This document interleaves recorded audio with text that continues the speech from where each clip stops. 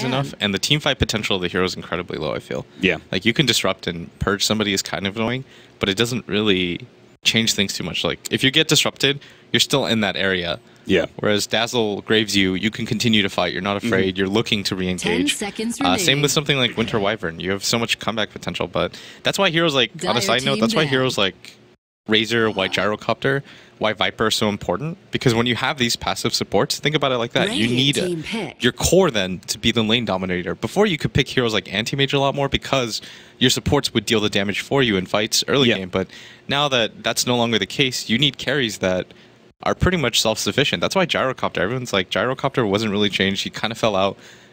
But now he's so popular because him plus any hero can make a kill happen. Razor can pretty much just zone an offlaner by himself. You don't need help to do that. And so that's why you see these heroes all come back into the meta together, because there's a very progressive reason for that. Bounty Hunter and Winter Wyvern going to be grabbed here for Team Newbee. So we're looking at an offlaner, Shaker, and a 4-position Bounty Hunter much more likely. Tusk being grabbed by EHOME means that's going to be their offlaner here. We may even see dual lanes out from EHOME with, like, say, a Dazzle Tusk combination, and Rubik just babysitting that safe laner, which is going to be the Ember Spirit that we talked about before. So I'm glad we actually had an opportunity to bring it up, as we are going to see it in this Game 1. Yeah, I actually really like that you brought it up, because now it's incredibly prevalent. And I'm trying to think about why EHOME decided to take it, because I actually think the hero's kind of bad against Gyrocopter, because the Rocket Barrage just... Yeah, once you lose your Flame Guard, right, that's a primary source of your damage, especially in the first, like, 10 to 15 minutes. Yeah, so from Newbee, I would actually have liked to see... I think you should pick a lane dominator mid at this point, because you have such greedy... You have a really greedy support in the Bounty Hunter, and Earthshaker, I think, is inherently a greedy hero to pick, because you do need a build-up timer. Like, you only need the Blink Dagger, but getting to that point is a little bit hard. But what heroes do well versus Razor? Like, I'm going to presume the Ember Spirit is safe lane here, simply because Razor is probably much stronger in a 1 versus 1 position. I actually think it's the other way. I think they're going to put the Ember mid, because I think Razor is... I guess it depends on what EHOME favor. If you favor the Razor's farm, like, you want to absolutely guarantee the Razor's farm, you put him in the safe lane. Yeah. But it's going to be... If you put the Ember in the safe lane, it's going to be harder to zone out the Earthshaker. Yeah. But if you put the Razor in the safe lane, he can pretty much do it, and your supports can go and stack and stuff. So, yeah, and at the same time, maybe, like, here's another way to view it, right? Like, okay, which hero on your own team do you value more? It's also maybe which team on the enemy team do you value more shutting down? We still don't know what Newbee's going to pick up, but Razor will do better in either lane, essentially shutting down the enemy hero, whether it's the offlaner, Shaker, or whatever mid Newbee choose to pick up. You have to be really dynamic about that. When it comes to drafting, like, I gave a very small summary of how it's going to work. Okay. And there's... It sounded relatively... It might have sounded relative, but there's so much more that goes into it. Not just, like, picking passive supports with lane-dominating carries. Like, there's just so much of it that... it blows my mind how much has to go into a drafter's mind while they're doing stuff and creating these types of strategies. And it goes beyond just this hero works well with this hero, which is how people view it at face value. Newbee finished things off with an Invoker. I am a little bit of a loss here as to what we're going for with this Invoker pickup. We haven't seen very much Invoker in the current meta. We haven't seen it very much in TI so far. What's the value out of this Invoker? Is it the Quaswex Invoker, I'm presuming? I don't really see a whole lot of value in the Exort Invoker just yet. 5 seconds I think it's pretty good against Razor and both Ember, because none of spells are really single target abilities. They're more just AoE, so you can clear out without having to take any damage from any of EHOME's rosters. And there's some cool synergy with Winter Wyvern plus Invoker, where you can, you know, the Winter Wyvern will cast the Winter's Curse.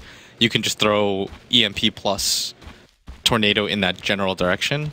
I guess in some ways, if he decides to go for the Quaswex Invoker, it would kind of make less sense, actually, because you don't want him to tornado somebody up in the air while they're cursed, right? While they're cursed. At the same time, if the curse is down, you could just lay out an EMP without the tornado being so needed. They can't help him whatsoever. I think, actually, EHOME have some of the better counters to the Winter Wyvern, and I think that's partially the reason why Newbee decided to pick non-damage, or why EHOME decided to pick non-physical damage dealing cores. Because if you look at it, both the Razor and the Ember Spirit, you're not really afraid if those heroes are hitting you, because they don't actually deal that much physical damage. Yeah, very rare circumstances, like the Razor has already sapped a bunch of damage or something. Yeah, exactly. But most of the time, it's like Ember Spirit is more reliant on Sleight of Fist. The Razor is more reliant on his Eye of the Storm and Static Link. The regular right clicks are not that devastating. Yeah. I'm actually so excited to see this Invoker. In my opinion, if you're a real mechanical god, Invoker's the hero, because I just can't. I think I'm a really solid mechanical player, and I can't even touch this player, like, hero. I can cast the spells, obviously, but to do it in the correct order with the correct presence of mind, it's beyond belief. It goes beyond just tornado, EMP. It's not just playing the Invoker game and like, oh look, I can spam out all of the spells. Anybody right can now. do that. It's all about, okay, what spells are you using at the right times, not necessarily spamming them all out at the same time. So. All right, so the dual lane is going to be happening here in middle. Sansheng and Mu are going to be facing up against CTY and Lana. Now, this is, I say, a dual lane, but it's kind of a tri-lane with Banana trying to sneak in an early pickoff on the Courier. He actually gave himself a ward in between that Tier 1 and Tier 2 tower, putting a lot of priority in making sure that CTY doesn't get too far ahead. That being said, Ember Spirit did go for the poor man's shield build, which I like a lot against the Invoker, primarily because Invoker's damage is very weak. His right-click damage is like hardly anything when he doesn't go for Exords. So the poor man's shield is going to be soaking up a majority of his damage. But this also means he's not going to be getting an early bottle or anything. Yeah, the bounty hunter to pick off. Moo's actually kind of messing up a little in regards to CS. Like, he's missing some that I wouldn't anticipate him to miss, just because I think that Moo is probably one of the top 5 mids when, especially at TI4, right? Where he just, he was amazing. And so I think there's a little bit misplay here, but maybe he's just not super used to playing the hero. And with this ward down in this middle, they really need to be able to pick off the Courier. You don't do that, and that ward doesn't provide you with anything unless you're picking off the Courier. Yeah. Top lane, we've got RTK playing the Tusk. Now, he's going to be going against Rabbit's Gyrocopter, who will obviously be babysit a little bit by Sansheng. He's not going to be spending all of his time middle.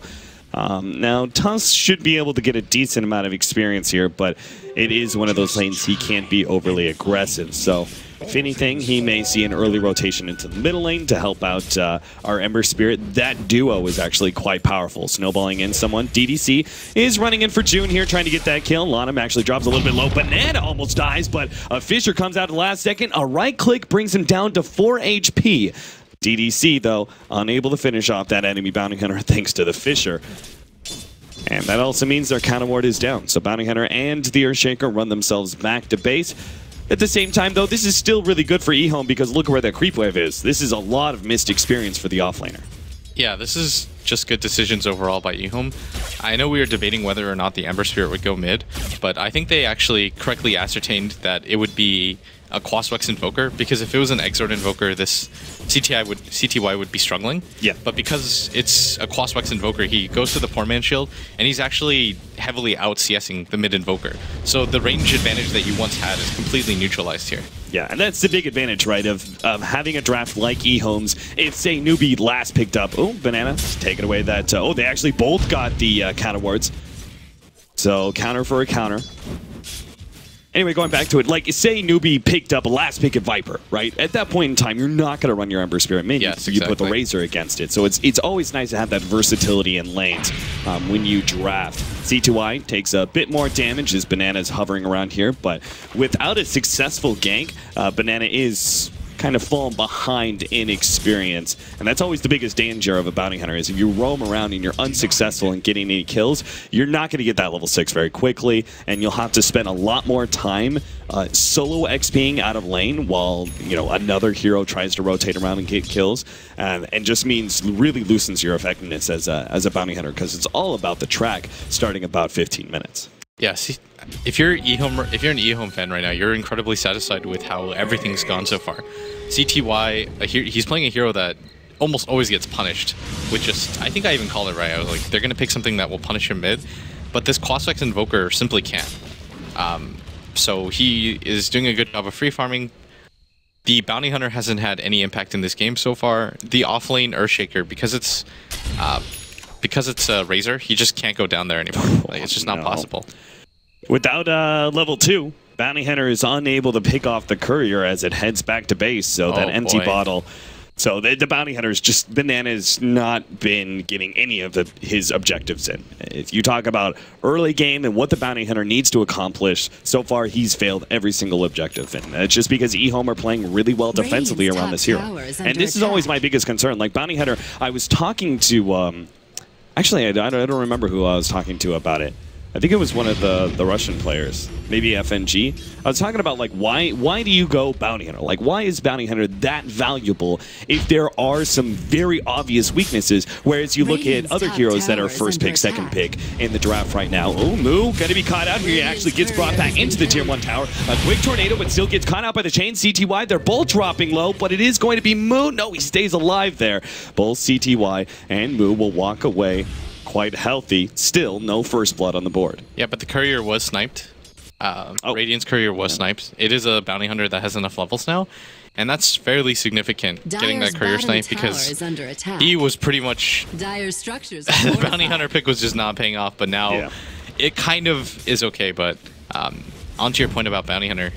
Oh, yeah. So the Bounty Hunter essentially was, he said that, you know, Bounty Hunter does have some very clear weaknesses, but the thing is that Bounty Hunter is such a special hero because it forces the enemy team to both draft and play differently in the early game than they normally would. And that's why it's more valuable. Yes, you can have certain situations where, like, you don't get anything done in the early game, and then once you get your level 6, the enemy team is 5-manning, and Bounty Hunter doesn't bring as much as a 4 position than many other supports would. And yeah, there's some very obvious weaknesses to that hero, but it's just because it provides so much pressure early on in just the draft. It's like, hey, you have to deal with a Bounty Hunter now. You have to pick, you know, these kind of heroes. You have to play this kind of way. You're putting pressure on the supports to buy a lot of counter wards. It's just too valuable in what the enemy is forced to do, and it kind of makes up essentially for some obvious weaknesses there.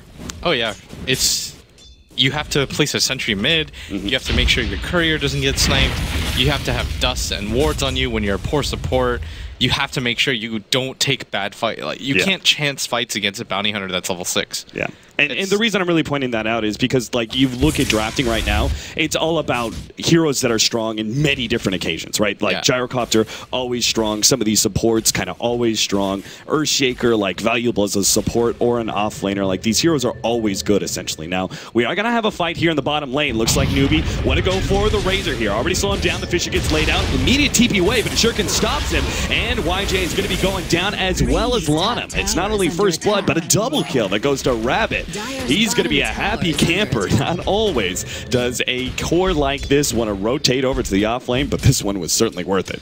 That was actually so well set up by Newbee. They created this perfect pincer where nobody could get out. You saw the Winter Wyvern on the side coming in over the secret shop using his Arctic Burn. You saw the Invoker TP from the front. The Fissure was just perfectly well set up. Everything about that was just really well played by Newbee overall. And I thought that EHOME was doing fine in the laning phase, and they are, because their Tusk is doing so much better than the Earthshaker. But that turns everything around. Like, they got levels on their Bounty Hunter as a result of that. Like, he went from 3 to 4 off of that. They got kills on their carry. Everything turned now around. DDC's dead as well. Newbee find that one.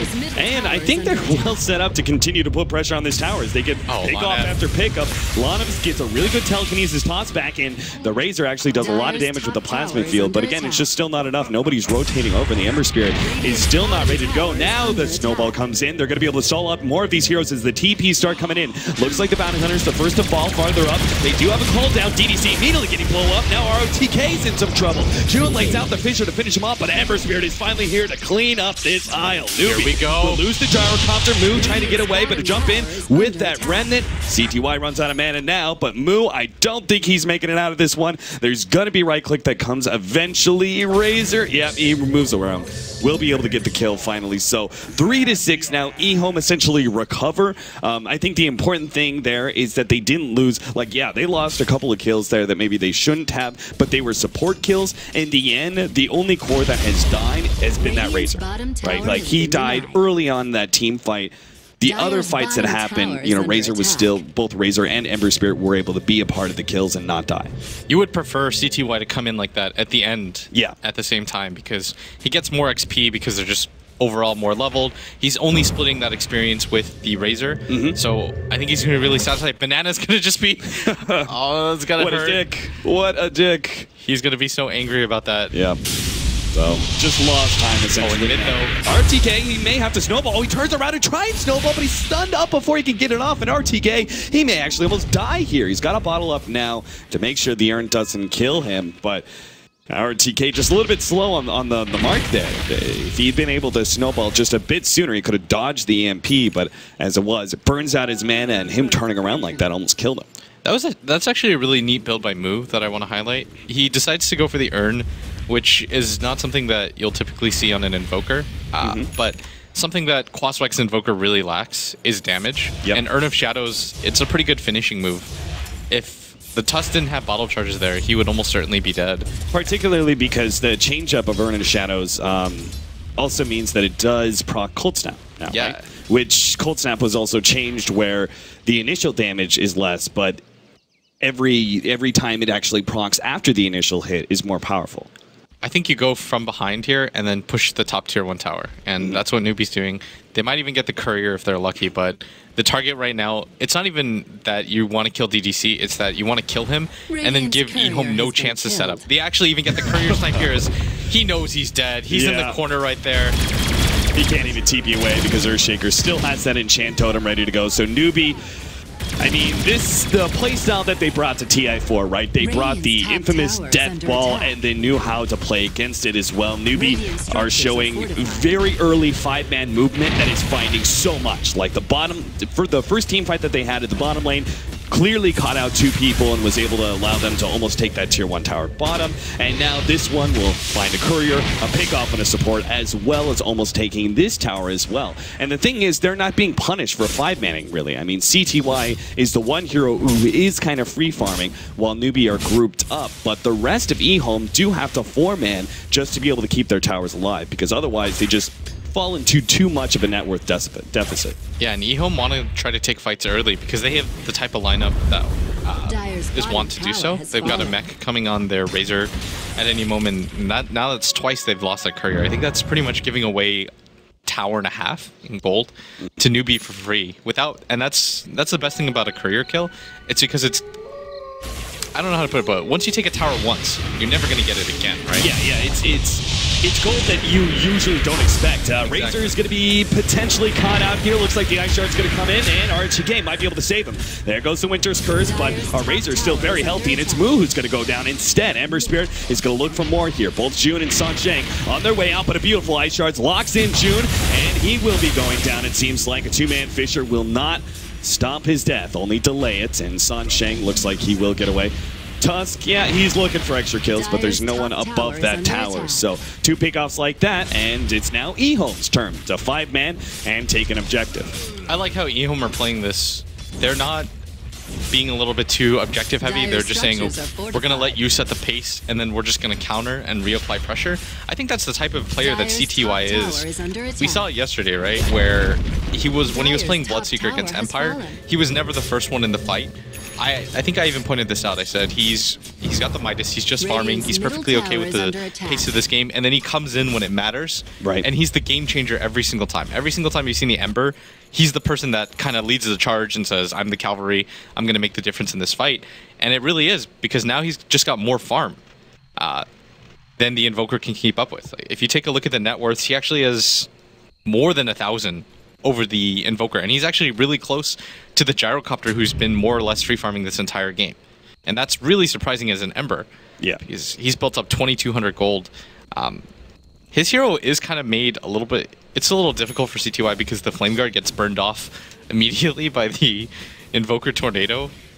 And the area of it is so big that there's almost no way you can defend against it, but still, I mean, the hero pick itself is paying off. Yeah, it really seems like the Ember Spirit and the Bloodseeker, these are the type of heroes that fit CTY's playstyle quite well. So Newbee have moved into the EHOME jungle now. Rabbit is farming those one up. It looks like he's going to be going for the early S&Y build on Gyrocopter because they are fighting so much. I like this build. This also gives Gyrocopter very early physical damage, which I think is rather important versus some of these heroes like the Razor and Ember Spirit, who can shrug off some of the magic damage. We talked about, obviously, it kind of goes, you know, a little bit both ways, right? The fact that Ember Spirit is sometimes good versus magic damage because he's got an extra 500 HP in a way, but he's also so dependent on that Flame Guard for damage that magic can be a little bit of his bane. Newbee are going to be running into Banana here. The dust already catches out Banana. He's not going anywhere. Now, Newbee do come in. They have a Fissure, but with the ice shards blocking them out, they're not able to get uphill. Moo, in the meanwhile, does manage to take that tier 1 tower in the top lane, and this is pretty key because he wants to get that early Orchid so he can start ghost walking around and finding pickoffs on EHOME. I like that CTY saving his money here. I know that this, what do they call it? I can't remember what his player's name is called. The Mushi style, where you save up 10k gold even when you have buyback in every single item in the game. But I like that he saved it up. He just wanted to see, and I actually thought he wouldn't complete the drums, just because if he sees the Invoker going for the Orchid, then I feel the more natural strategy is just to keep the Bracer and then go for the Manta style. Yeah, you want to pick up that Manta as soon as possible so the Invoker doesn't have as much time to counter you, right? Because when the Orchid is up and you don't have Manta, you're very susceptible to that gank. Yeah.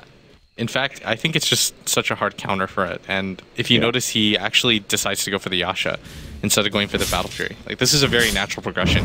And it makes it's easier for him when he saves up the money because he can just simply see what the Invoker's going for and make that decision after the Invoker. Because now the Invoker can't really do anything with this Oblivion Staff but go for the Orchid. Third courier down. Has been killed. And it finds it. Oh boy. Yeah. Again, he's just pairing his ward setup.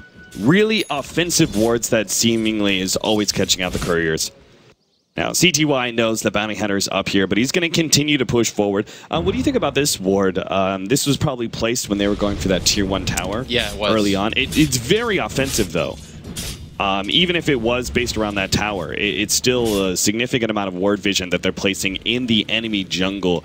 Why do you think they're focused so much on that, despite the fact that it seems like Newbee have actually spent a lot of time in EHOME jungle? I think they wanted CTY to be able to do this, but they're actually going to cut him out here, and there should be enough damage for this. The CTY is going to go down, but I think it was so they could take control of the jungle, but at least pressure this tier 2 tower top, so Newbee can't go for the obvious play, which is to go for the Roshan in the mid tower. You can play responsive Dota, but because you know, smokes exist in the game, so making that play that CTY did is fine. Like, he pushed out, he didn't see anybody on the map. That was fine, but yeah, he was creating a certain amount of space for certain heroes like the Razor, who were also like pushing in that middle lane. And the middle tower is pretty important. Again, going back to controlling Roshan, right? Yeah, and now with that top ward, they just saw Rabbit back off, and so they know where heroes are approximately, because this ward didn't spot anyone going through. He saw the fissure, so they know they're lined up for this mid tower. And look at how EHOME is positioned as a result of the ward vision. Yeah, they're almost all already here, because they realize if they didn't go through this area, this ward over here, and they didn't see Rabbit continue pushing at that top area, then it's very clear that how they're playing and where they're eventually going to go to. Yeah, there's the potential gank on middle lane, and this also means CTY is very free to, once again, very aggressively push forward top, and probably will not be ganked, at least not yet anyway. RTK jumping in on Moo here. There's no more mana. They're still going to be able to catch Moo, though, with thanks to CTY coming back in. Jumps over the Remnant. They try and catch more. Gyrocopter's actually maybe going to go for the Razor. No. It's just too many heroes of EHOME set up, and with the Invoker already down, Newbee are not prepared to fight. Yeah, Newbee can't lose Moo in that early engagement if they want to be able to save this mid tower, and this is going to be fairly significant for EHOME to take, because it opens up the jungle completely for EHOME to invade without any sort of response, because Newbee then would have to play preemptively. And so by EHOME taking down this mid tower, if you notice, teams just prioritize saving the mid tower above anything else, because it's the entrance to the jungle that matters the most. And so for Newbee to lose it this early, even though it's 18 minutes in the game, you don't think it's that early. In a game that's as closely contested as this, it is. Oh, RTK, he's going to find the Blink Dagger of June, but man, Tusk is still such a tanky hero, and he's actually going to follow up. He knows even if he does die here, it's fine. His allies are going to be set up for a great fight. The Echo Slam gets laid out, but it's still not enough damage to finish off RTK. And you get a kill on both the Ember Spirit and the Razor. Yeah, now Newbee, I mean, they're just losing a little bit too much map control. Like, EHOME is only up by 1 kill, but they're gaining confidence. They're pretty happy with the pace of this game, and in experience earned, EHOME is leading. Net worth, there was a slight lead towards Newbee, but it's pretty marginal. And considering that Newbee's item builds are supposed to be geared towards the mid game, EHOME's going to be really happy about it, because once Moo gets his Orchid, the effectiveness of the Orchid itself isn't going to be that great, because you don't want to Orchid a Razor. One, it purges you. Two, the damage, you don't want to continue to put damage on that hero of all heroes. Yeah, you're then Orchiding him and then cold snapping him. Yeah. And Ember Spirit's going to get a Manta within the next 900 gold, and so even then, it's not a very good item to have at that point. Yeah. And so naturally, EHOME's items are already countering you, so if you're Newbee, you want to be further ahead when it comes to net worth. Especially since the gyro should be so much more ahead than everybody. Because he had ancient stacks. I've got a little bit of a stupid question here, Blitz. I seem to be having a brain fart. When you put single target items, when you activatables on a Razor, does his passive work there? Oh, when you Orchid or Hex him? Yeah, it does, right? Yeah. So you go in, you Orchid him, you cold snap him, and you earn him. 3 different unstable currents are going to be bouncing back to you. That's actually my biggest fear as a Storm Spirit. When I zip in and I Orchid on top of a Razor, and then I instantly get slowed, and then I pull him, and then I get slowed again. The purge is actually just annoying. It's 100 damage to yourself every single time. Yeah. So it's not very efficient, and you're starting to see the Razor. He's level 13, so he's got a good amount of levels of it. Yeah, and an SNY build for our Razor as well. After the mech, I like this build solely because the Gyrocopter's already invested into the SNY, so you can afford to, like, okay, you're going for a mid-game build, let me follow that. Yeah. Right? Like, I don't need to go and try and focus on getting my late-game items, Ags, AC, or something like that, because you've already delayed your late-game item progress as well. No, I completely agree with that. I think going for the BKB here actually is the wrong decision. Just going for more tanky items that allow you to deal damage, which is SNY. It's a mid-tier item. So what do you think he goes? He's got the poor man Scotty and the SNY, and you want him to go like the Scotty next or something? I think after that point you do get a BKB. At some point getting a Razor a BKB is just so effective. Yeah. And then I saw a build he did yesterday where he went to Shivas. Oh, Echo Slam TDC. Yeah, that's double ultimates for our poor little support. I'm sure EHOME are not going to be too worried about that, especially since Newbee aren't going to pressure that tower afterwards. Yeah, but they're happy. The thing is in a regular game, yes, you wouldn't be happy with that. If you're Newbee, you're like, I blew 2 ultimates to kill EA Dazzle, but it's because there's a bounty hunter in the game that the track momentum makes it okay. That's true. Those 3 different heroes involved in that track now. Lana. No. Oh, there goes the courier 4 times, but our bounty hunter may be playing the ultimate price. In fact, June is in some trouble as well. They snowball to him and focus him down. Enchant Totem was stolen, not the ability he really wanted. Banana, fortunately, does get out, but that's the 4th courier snipe this game. We were just talking about how Banana wasn't doing anything in the early game, and now he's given them like 3 towers worth of and now they know, right? Now they know. It's like, oh, this is definitely warded. Problem is, this was warded a long time ago when he sniped the first courier up there, and now he's actually replaced that ward preemptively with another laning ward at the top lane. You know what the worst part about that too is that was CTY's Manta that was on the courier. Oh yeah. So now there's going to be a 2-minute window if Newbee wants to. I doubt it matters in the grand scheme of things, but if the Invoker had found the Ember Spirit there and killed him, then CTY would have been like, oh my god, can't actually believe that happened. And that can still happen in the next 2 minutes, right? Yeah, like exactly. If CTY ever gets caught by the Invoker while the courier is dead, that's entirely on Banana's snipe. I think you smoke right now if you're Newbee, because you know that the Manta's down. Like, they 100% know about things like that. Yeah. They know that the Manta's down. They know it's not going to be available. And so this Invoker is especially going to be strong right now. So you just smoke and then go for an objective here. Like, going for the mid tower, wrapping into the enemy jungle is fine here. And see, this is what I mean, is that that's the bigger effect that the courier dying there. Like everything, that's what I love about the Chinese players is because they consider all this stuff that I as a commentator have to like double check for. But I know for a fact that they know already. Like they've already thought this out. And, at bottom lane, CTY, he's gonna TP out. They actually, oh, this is disastrous. Yeah, unfortunately they miss out on CTY, so this smoke isn't going to work. They had found somebody like CTY. As you said, they could have taken an objective. If it was a good enough fight, maybe they even go back and take Roshan from there. But the sad thing is, Newbee will not gain that. And I think that's what I really respect about EHOME right now, is that for everything that Newbee is doing right, and they're playing the right kind of aggression, EHOME are always responding very well with the right kind of reactionary plays.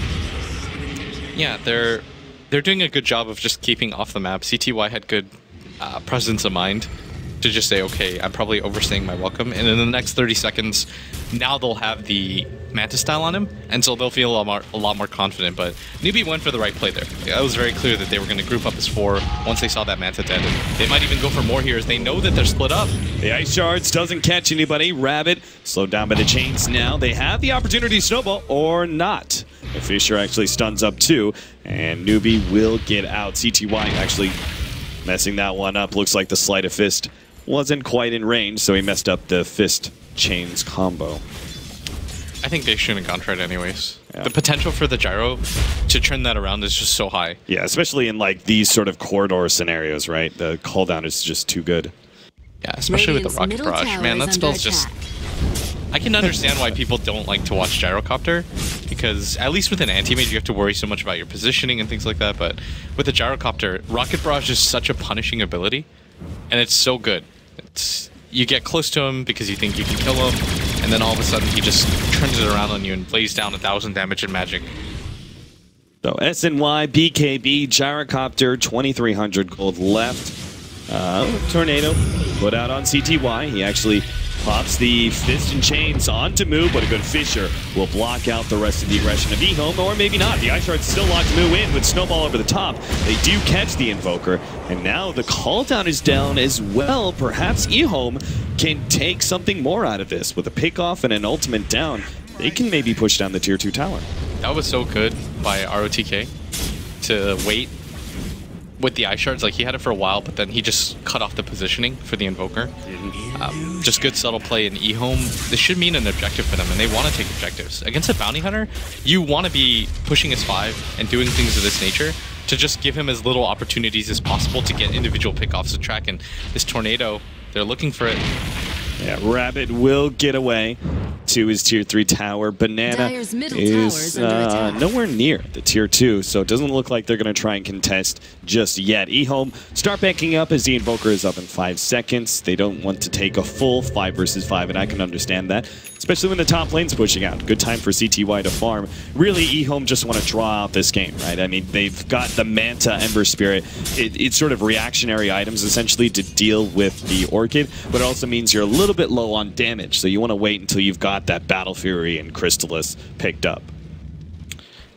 I think if you're Newbee here, you want to just try and take a fight, because they do have a really good item advantage. Like the heroes that have the items that they want, they've got the Blink Dagger on the Earthshaker. There's not a whole lot that's going to make them stronger than this at this moment. Right. And so they're going to go for the smoke here, and they have to get something out of this, though, because I believe that's their last smoke. Yeah, it is. They're not going to have another smoke for another 6 minutes, so they're going to go for the Roshan here, because if you go just for a single kill and it doesn't work, like when they went for the bottom kill and it doesn't work like that, then you're just so screwed if you're Newbee. Yeah, or say you even find the kill, but it's a support. Yeah, exactly. You don't want that to happen, because if you're looking at EHOME's lineup, they've got a Rubik with the smoke, and they've got one on their own. And so all it does is make it susceptible for Newbee to lose fights and objectives. And so they're going for this this play, and they actually know that they're doing it, but they might just be way too late. Too late. June is in a really great position. Even if EHOME were there, say 5 seconds earlier, he was still ready to go with the Fisher block. So in the end, EHOME actually give up a Roshan. Don't really get anything for it. Most of the time, teams will have an idea about when an enemy is taking Roshan like that, and will either be able to get a contest fight or sometimes go for the split push. It's a very classic trade. Dire side take Roshan, Radiant side take Tier 2 top, but this time EHOME don't get anything but farming time. That was the Bulldog precedent. That's what EGM said, that when Alliance used to play that, Bulldog had discovered, like, if you're Radiant, yes, you have to give up Roshan, but Bulldog had just discovered that you could take so much more as a result of that. And now that's the standard play, and that's kind of the impact that Bulldog has had on Dota 2, I guess, is that he's the one that set up that trade, I feel. Or made it at least really popular. It's like, if you know they're rushing for sure, just go to the opposite side tower and take it. Yeah. BKB is the next item up for the Razor, which means he should be able to get in close quarters with the gyrocopter, static linking him, and won't feel the recourse of damage when you get a little too close to a gyrocopter, which is that rocket barrage. So this item, I think, is going to be incredibly important. There's still going to be a big upgrade in physical damage, though, for the gyrocopter, as he's about to complete his MKB. In fact, they'll almost straight up have it if they can actually take this tier 1 tower. Now, Lonum's going to be caught, and with the rocket barrage over the cliff, let's a call down Lonum. He almost gets brought down. He managed to get the Shallow Grave to save him for a little bit longer. They actually pop the Winter's Curse just to make sure that Lonum doesn't escape. And EHOME do finally lose their hero, but with Winter's Curse down, I think that Newbee are going to have to back up, especially with that top tier 2 tower taking some damage. You know, it's weird because I think Newbee, in a lot of ways, have the better late game lineup. But I think that Newbee would prefer to push at this point and juncture, because if you take a look at EHOME's lineup, they don't actually breach high ground very well, and they can't clear creep waves. Like, to clear creep waves, you'd have to get in vision within distance of the tornado. Like, ROTK does have, I guess he has the blinked ice shards, but it's not efficient at clearing creep waves. But if you look at Newbee's lineup, they can clear creep waves forever. Oh, the drums, they went the wrong direction. They didn't expect Rabbit to be so fast. And managed to get away from them there. Looks like a missed Observer Ward here from the Dire side. Didn't actually see this one placed till now. I'm presuming that there's a cliff area here that allows you to see behind the tier 1 tower jungle area. What's the button again? To F2 and F3. Oh, okay. To be able to see vision. It allows you to see a little bit. I'm presuming there's a better spot than what it sees here, right? Yeah, okay, we won't focus on that. Yeah. These guys are 10 times better than I'll ever be, so I'm not gonna put too much stock in my own judgment, even though I'm supposed to be the analyst. But the Invoker picks up a BKB, and this is what I'm talking about, though. If you look at EHOME's lineup, they're not actually that good at repelling Newbee's 5-man push. And what EHOME actually want to do is keep the game going for as long as possible, because they don't have the best high ground ability at the same time. If you look at their team, you don't want the Ember to be up front.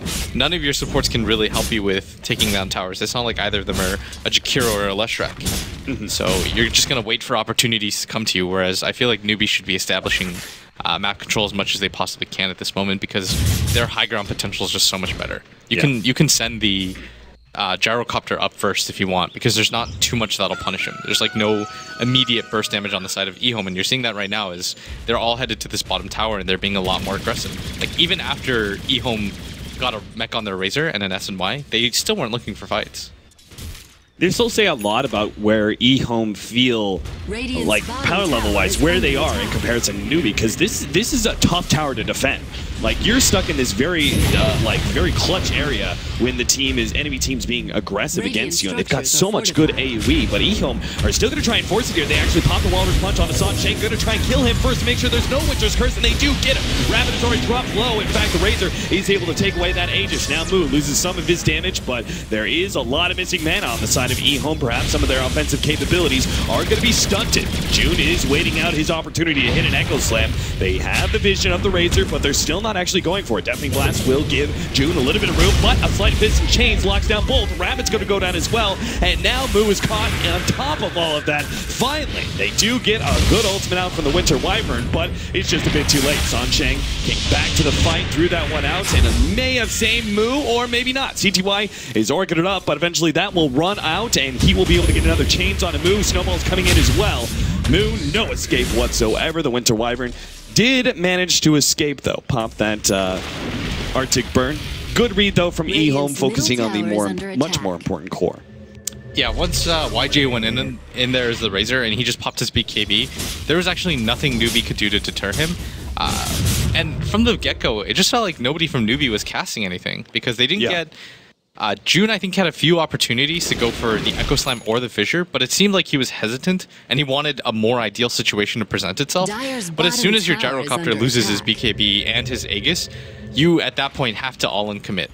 Like, there's no going back at that point. You just have to, whatever fight you can take, you take. Yeah. Because otherwise, you're going to lose your Gyrocopter there, and that's probably more important than your life. Yeah, I mean, they had two of their biggest team fight abilities were completely wasted. Yeah, exactly. You didn't see... Sansheng had an opportunity to turn around and just go for any Winter's Curse that he could, and I feel like at that point, you just go for it, because the cooldown on the ability isn't so long that it breaks anything. Right. Like, you just throw it out there, you know you're not going to get into a fight, so why not? And you didn't see the Echo Slam until it was pretty much the fight was over. Like, there were a few 2 or 3 man Echo opportunities that had happened, but I almost felt like Newbee was a little bit too content with waiting things out. And I don't think that was the play there. Like, I feel at that moment, once the BKB is over of the Razor, you just all in on him.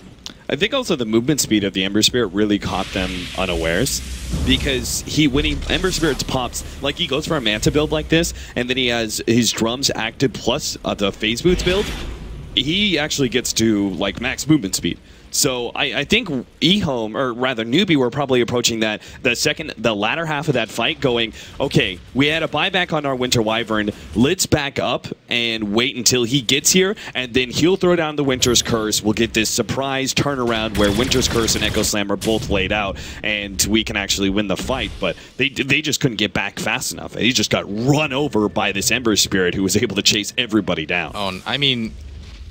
Newbee, this is like, they went for a desperation smoke to try to catch somebody in case, but EHOME have a real smoke ready for them. Oh, yes, they do. A two-man chain's already setting things up. Now EHOME quick on the retreat in order to get away from that EMP. ROTK with his haster and is trying to keep everyone in range. YJ's right up in the front lines. Moo already losing so much armor. He's down and out first. Newbee now trying to turn things around with the Winter's Curse, but it's not even going to be close. RTK comes in. There goes Sansheng. Finally, Drew hits the Echo Slam, but Rabbit, he's not in place to be able to get any damage out. In fact, he's so low that he's going to die to RTK, and it's a total wipe without EHOME losing a single hero.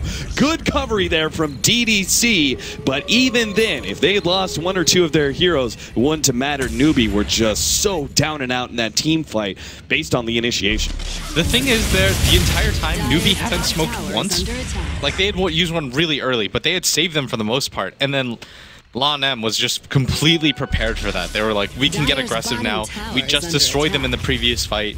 Look what happened. We should take this fight. Even if we lose the tier 2 tower, we should just take everything. And that's what I was talking about. EHOME's lineup is built for Newbee to run at them, run out of power, and then eventually you can take down these towers, because EHOME's lineup is terrible at taking towers.